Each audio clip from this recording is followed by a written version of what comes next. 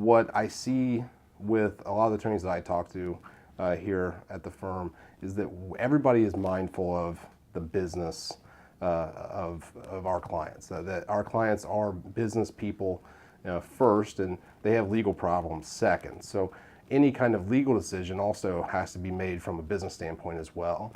And I understand that more than some, just from the stance that I had my own business. I knew that I needed to, we need to create cash flow, and we needed to make sure that you're serving clients and you're sending people away happy. And so I think that I always am mindful of that whenever I'm providing legal advice to my clients. I do have an interest in baseball and football.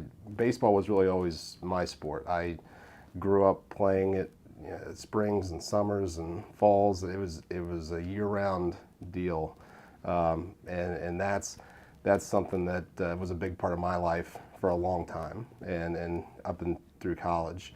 And so it's one of those things that I enjoy. I enjoy sports. I used to enjoy playing them more than watching them, and now I'm kind of limited to watching more than I play. And so, but it's a big part. It's a big part.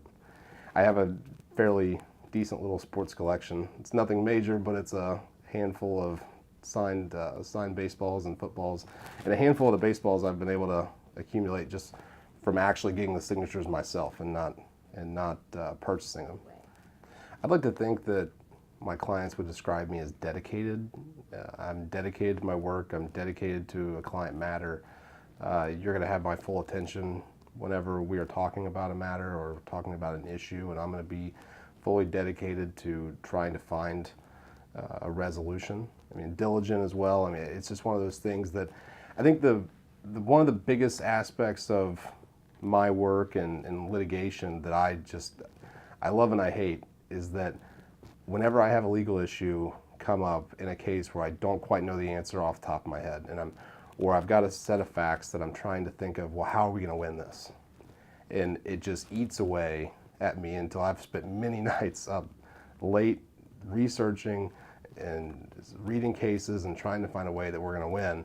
And that feeling that you get as a litigator when you find that silver bullet, I don't think that's just one of the greatest feelings, is when you discover that mechanism that you're going to use. And then, I mean, the best feeling is winning, but it's being able to implement that plan that you develop from there is just one of the greatest things, I think.